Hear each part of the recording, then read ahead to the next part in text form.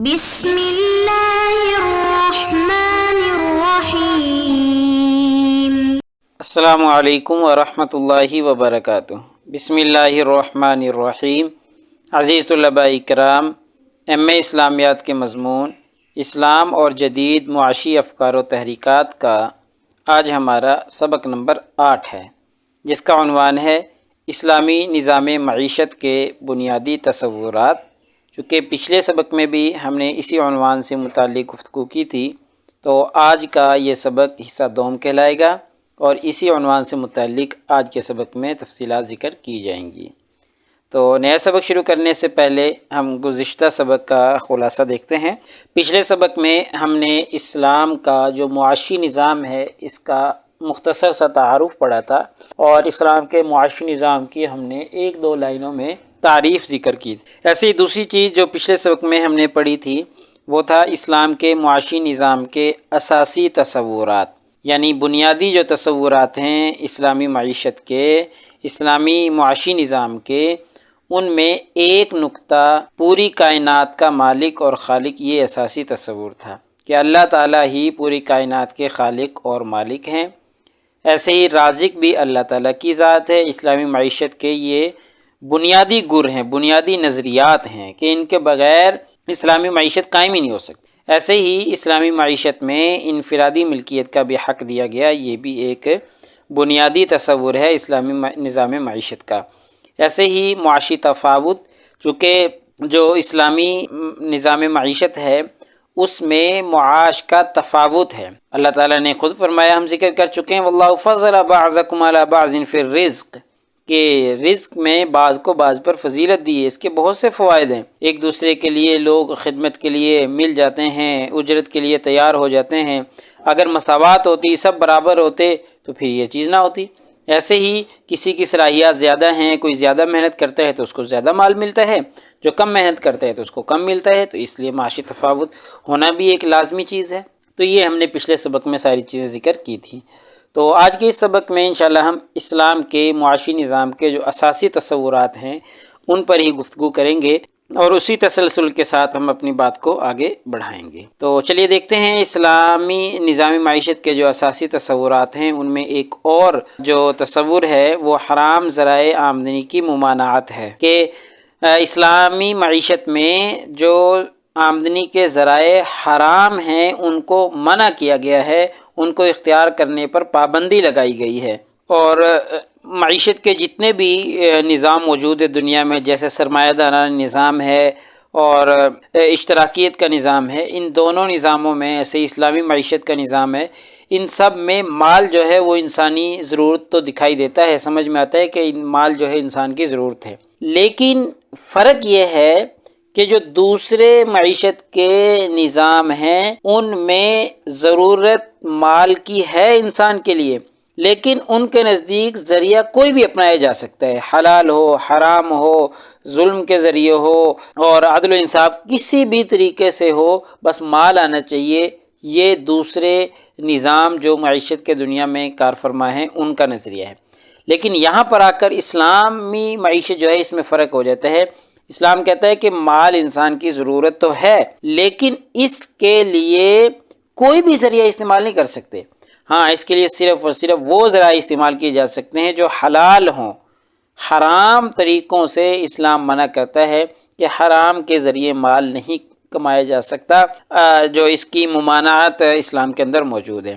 اور اسلام نے حلال اور حرام کے جو ذرائع ہیں وہ الگ الگ تفصیلات کے ساتھ بیان کیے ہیں، جیسے چوری، ڈاکہ، رشوت اور حرام چیزوں کو بیچنا اور سٹور کرنا چیزوں کو، ذخیرہ اندوزی جس کو کہا جاتا ہے، ایسے ہی جوا، اس طرح کی جو ذرائع آمدنی ہیں ان سب سے اسلام نے منع کیا ہے۔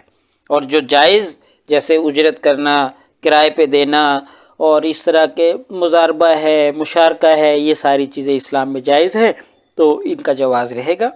تو اس لیے اسلام نے دونوں کی الگ الگ حدود بندی کر دی اور بتا دیا کہ یہ ذرائع استعمال کیے جا سکتے ہیں آمدنی کے، اور ان ذرائع کی ممانعت ہے، یہ استعمال نہیں کیے جا سکتے۔ اسی حوالے سے سید ابوالعلا مودودی صاحب رحمہ اللہ اپنی کتاب اسلام اور جدید معاشی نظریات میں لکھتے ہیں کہ اسلام نے اپنے پیروں کو دولت کمانے کا عام لائسنس نہیں دیا، بلکہ کمائی کے طریقوں میں اجتماعی مفاد کے لحاظ سے جائز و ناجائز کا امتیاز قائم رکھا ہے۔ یہ امتیاز اس قاعدہ کلیہ پر مبنی ہے کہ دولت حاصل کرنے کے تمام طریقے ناجائز ہیں، جس میں فوائد کا متبادلہ اشخاص متعلقہ کے درمیان منصفانہ طور پر ہو۔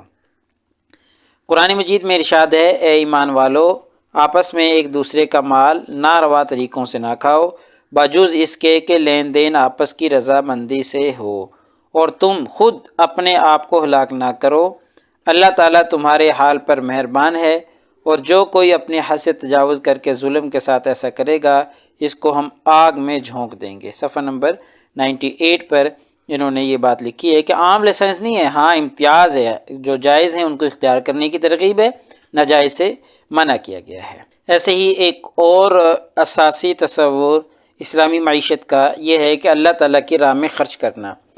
اسلام نے جہاں پر ایک انسان کو حلال اور حرام کا فرق سمجھایا ہے، وہاں پر اسلام نے یہ بھی حکم دیا ہے کہ اپنی حلال کمائی سے اللہ تعالیٰ کے راستے میں خرچ بھی کیا جائے، اور خرچ کرنے کا فائدہ کس کو ہے؟ خرچ کرنے کا فائدہ خود انسان کو ہی ہے، کہ وہ اگر اپنی حلال کمائی سے اللہ کے راستے میں خرچ کرے گا تو اللہ تعالیٰ اس کو اور بڑھا چڑھا کر دیں گے، اور زیادہ مال و دولت عطا کریں گے۔ تو اللہ کے راستے میں خرچ کرنے کے لیے اللہ تعالیٰ نے سال میں ایک دفعہ زکوٰۃ جو ہے وہ مقرر کر دی ہے، نفلی صدقات جو ہیں، عطیات جو ہیں وہ مقرر کر دیے، غریبوں کی مالی مدد کرنا یہ انسان کے اوپر لازم قرار دے دیا ہے۔ تو اس طریقے سے انفاق فی سبیل اللہ کا بھی جو ہے اسلام اور اسلامی معیشت میں حکم موجود ہے۔ ایسے ہی معاشی اقدار کی حفاظت کا بھی حکم دیا گیا ہے۔ ایسا نہیں کہ بس انسان کو اجازت ہے کہ جی روزی کماؤ، کھاؤ پیو اور سو جاؤ بس، اور کمانے کا کوئی طریقہ نہیں ہے، کوئی ڈھنگ نہیں ہے، کوئی اقدار نہیں ہے، بلکہ اسلامی معیشت میں اقدار ہیں، ان کی حفاظت لازمی چیز ہے۔ اور وہ اقدار کون سے ہیں آگے انشاءاللہ ہم پڑھیں گے تفصیلات کے ساتھ۔ تقوی ہے، مساوات ہے، اخوت ہے، ایثار ہے، عدل و انصاف ہے، احسان، اس طرح کے جو اقدار ہیں ان کی حفاظت بھی اسلامی معیشت میں لازمی قرار دی گئی ہے۔ ایسے ہی فضول خرچی سے بھی انسان کو اسلامی معیشت میں منع کیا گیا ہے، یہ یوں کہہ لیں کہ یہ بھی ایک بنیادی تصور ہے فضول خرچی کی ممانعت۔ اللہ تعالیٰ نے خود قرآن مجید میں فرمایا ہے، کلو واشربوا ولا تسرفوا، کہ کھاؤ اور پیو، خوب پیو لیکن فضول خرچی نہ کرو۔ اور ایسے اللہ تعالیٰ نے اس کی وعید بھی سنائی ہے کہ ولا تبذر تبذیرا ان المبذرین کانوا اخوان الشیاطین، کہ جو فضول خرچی ہے یہ شیطان کی اخوت سے ہے، یعنی جو شخص فضول خرچی کرتا ہے وہ گویا شیطان کا بھائی ہے۔ تو اس طریقے سے فضول خرچی سے منع کیا گیا ہے۔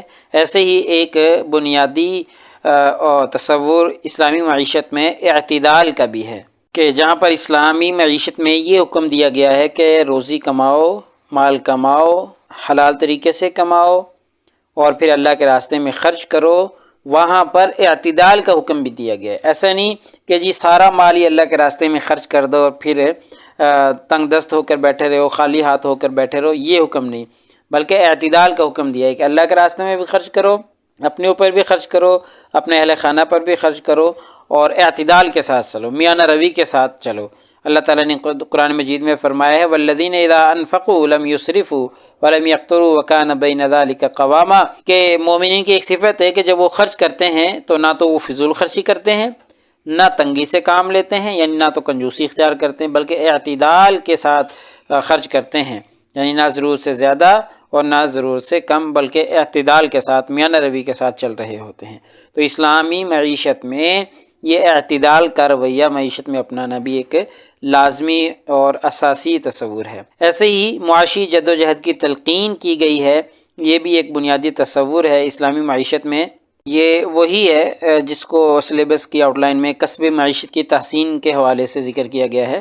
تو یہ معاشی جد و جہد کی جو تلقین ہے، اس کے بارے میں نبی کریم صلی اللہ علیہ وسلم کا ایک ارشاد ہے کہ الکاسب حبیب اللہ، کہ محنت کرنے والا اللہ تعالیٰ کا دوست ہے۔ تو معاشی جد و جہد کی تلقین کے حوالے سے اسلامی قانون محنت و اجرت میں مولانا مجیب اللہ ندوی صاحب نے لکھا ہے کہ انسان اپنی روزی کمانے کے لیے جو اور جیسی بھی محنت کرے، خواہ وہ محنت جسمانی ہو یا زمینی ہو، اسلام اس کی اجازت دیتا ہے، اور اجازت ہی نہیں دیتا بلکہ محنت کرنے پر ابھارتا ہے، اور جو لوگ اپنا پسینہ بہا کر اپنی روزی حاصل کرتے ہیں ان کو عزت کی نگاہ سے بھی دیکھا جاتا ہے، اور ان لوگوں کو ناپسند کرتا ہے جو بغیر محنت کے دوسروں کے سہارے اپنا پیٹ پالتے ہیں، خصوصیت سے جسمانی اور معمولی محنت کرنے والوں کو، جنہیں آج کی مہذب دنیا میں بھی وہ بلند مقام حاصل نہیں ہے جو دوسرے طبقوں کو حاصل ہے۔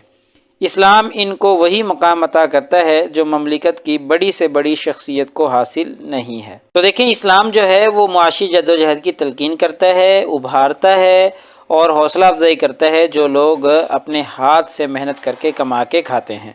ایسے ہی اسلامی معیشت کا ایک اور اساسی تصور سود کی ممانعت ہے۔ اسلام وہ واحد مذہب ہے دنیا کا جو سود پر لعنت بھیجتا ہے اور سود سے منع کرتا ہے۔ سود ایسا ناسور ہے جو معاشرے کو دو طبقوں میں تقسیم کر دیتا ہے، ایک طبقہ امیر، دوسرا طبقہ غریب۔ سود کی وجہ سے امیر سے امیر تر ہوتا چلا جاتا ہے، اور جو غریب ہے وہ غریب سے غریب تر ہوتا چلا جاتا ہے۔ اللہ تعالیٰ نے قرآن مجید میں سود کے متعلق ارشاد فرمایا ہے احل اللہ البیع وحرم الربا، کہ اللہ تعالیٰ تجارت کو تو حلال کرتا ہے، بیع کو یعنی کہ خرید و فروخت کو، وحرم الربا، اور سود کو حرام قرار دیتا ہے۔ تو اب اس سے پتہ چلتا ہے کہ سود کو اللہ تعالیٰ نے واضح طریقے سے حرام قرار دیا ہے۔ ایسے ہی ایک اور تصور مال و دولت کے جمع کرنے کی ممانعت ہے۔ اسلام نے مال و دولت کو جمع کرنے سے منع فرمایا ہے اور حکم دیا ہے کہ ذخیرہ اندوزی نہ کرو۔ قرآن مجید میں اللہ تعالیٰ نے ارشاد فرمایا ہے والذین یکنزون الذھب والفضة ولا ينفقونها فی سبیل اللہ فبشرهم بعذاب علیم، کہ وہ لوگ جو سونا چاندی کو جمع کر کے رکھتے ہیں اور اسے اللہ کے راستے میں خرچ نہیں کرتے، انہیں دردناک عذاب کی خبر دے دو۔ دیکھیں اللہ تعالیٰ نے مال و دولت جمع کرنے سے منع فرمایا۔ ایسے نبی کریم صلی اللہ علیہ وسلم نے ارشاد فرمایا ہے من احتکر فہو خاطی، احتکار کرنا یعنی ذخیرہ اندوزی کرنا یہ گناہ کا کام ہے، جو یہ کام کرے گا وہ گنہگار ہو جائے گا۔ تو اسلامی معیشت کے یہ کچھ بنیادی اور اساسی تصورات تھے جن کے حوالے سے ہم نے گفتگو کی ہے۔ تو لہٰذا ہمارے آج کے اس سبق کا خلاصہ یہ نکلا کہ آج کے اس سبق میں ہم نے اسلام کے معاشی نظام کے کچھ اساسی تصورات پر گفتگو کی ہے، اور جن میں سے چند یہ تھے کہ اللہ کی راہ میں خرچ کرنا، معاشی اقدار کی حفاظت کرنا، فضول خرچی کی ممانعت، اعتدال کا حکم، معاشی جدوجہد کی تلقین، سود کی ممانعت، مال و دولت جمع کرنے کی ممانعت، یہ کچھ بنیادی اور اساسی تصورات تھے۔ تو پیپر میں پوچھے جانے والے سوالات سے متعلق اگر ہم گفتگو کریں تو یہی سوال جو پچھلے سبق میں بھی ہم نے ذکر کیا تھا کہ اسلامی نظام معیشت کے اساسی تصورات بیان کریں، تو اس حوالے سے آج ہمارا یہ سوال جو ہے مکمل ہو گیا ہے۔ تو اگلے سبق نمبر 9 میں انشاءاللہ ہم اسی ترتیب سے چلتے رہیں گے اور معاشیات کی افادیت کے حوالے سے انشاءاللہ گفتگو کریں گے۔ جزاکم اللہ خیر۔ السلام علیکم ورحمۃ اللہ وبرکاتہ۔ اللہ پاک آپ سب لوگوں کا حامی و ناصر ہو۔ اگلے سبق تک اجازت چاہتا ہوں۔ اللہ تعالیٰ آپ سب لوگوں کو کامیابیاں اور ترقیاں نصیب فرمائے۔